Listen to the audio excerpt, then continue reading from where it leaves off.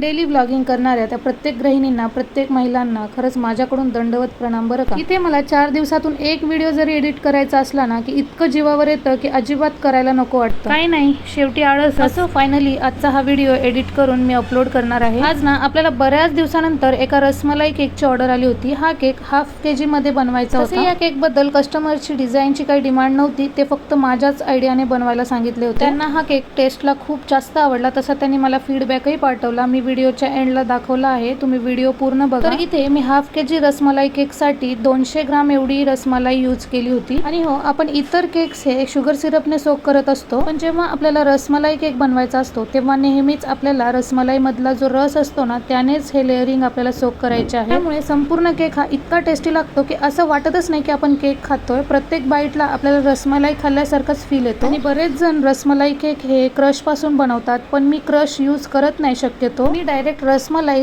Crush करून layering मध्ये add करत असते, त्यामुळे खूप छान लागतो केक. आपला हा केक रेडी आहे आणि नेहमीप्रमाणे केकचे वजन देखील दाखवले आहे. तुम्ही पाहू शकता 500 ग्रामचा केक 643 ग्राम भरला. आणि हा होता माझ्या कस्टमरचा सुंदर असा फीडबॅक. तुम्हाला आजचा व्हिडिओ आवडला तर लाईक, कॉमेंट, शेअर आणि चॅनलला सबस्क्राईब करा. Bye bye.